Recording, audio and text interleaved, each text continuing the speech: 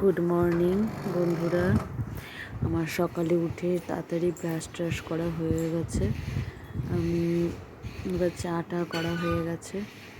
এবার খুব তাড়াতাড়ি সকালে আজকে উঠেছি, যেহেতু আমার বর আজকে বাইরে যাবে তার জন্য সকালে উঠেছি। উঠে মাকে বলছি, মা আমি চাটা তাড়াতাড়ি করে খেয়ে নিই।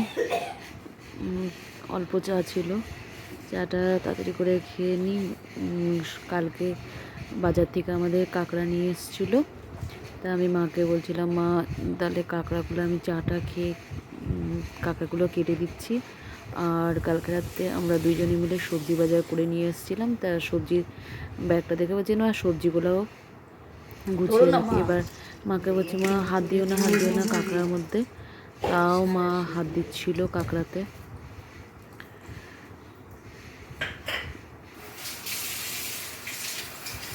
আমি রান্নাঘরে গিয়ে সাঁড়াশি টানতে গিয়ে দেখাচ্ছি আমাদের ইঁচড় ভাপা হয়ে গেছে, লাল শাক ধুয়ে দিয়েছি। এবার বসছি কাঁকড়া কাটতে।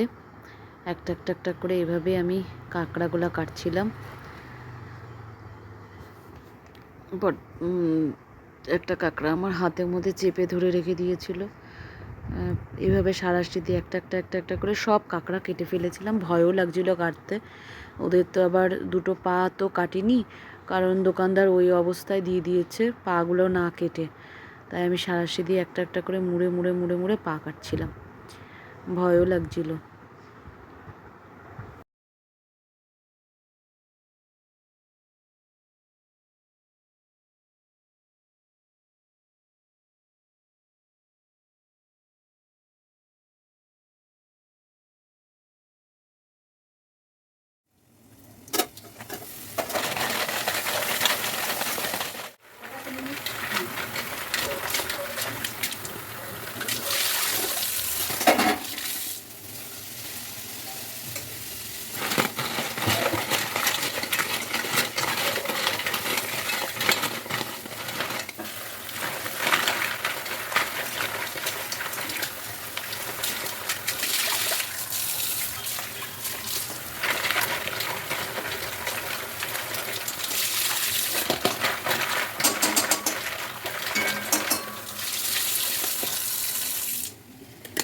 দেখো আমার কাঁকড়া ধোয়া হয়ে গেছে। আমার শাশুড়ি কি রান্না করছে? এটা কি করছো মা? চিংড়ি মাছ আলু দিয়ে খাচ্ছি। চিংড়ি মাছ আলু দিয়ে ভাজছি। আমাদের সকাল থেকে রান্না শুরু হয়ে যায়।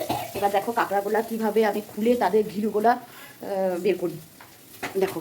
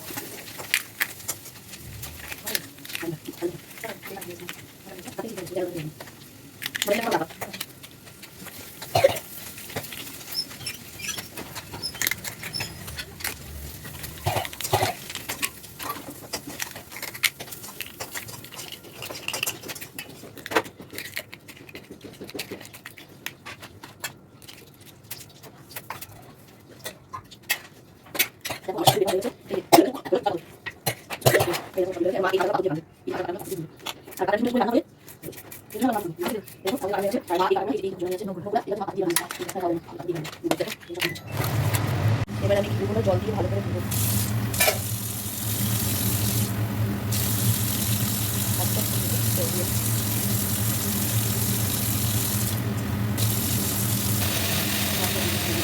আমাদের সকালবেলায় রান্না হয়ে যায়, তারপরে রান্না হবে এটা,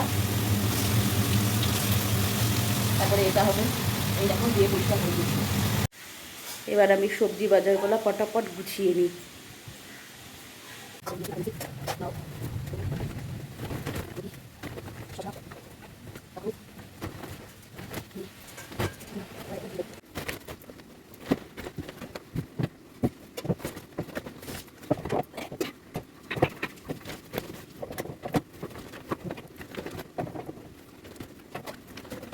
লাল লঙ্কা বাটতে হবে, লাল লঙ্কা বাটতে হবে।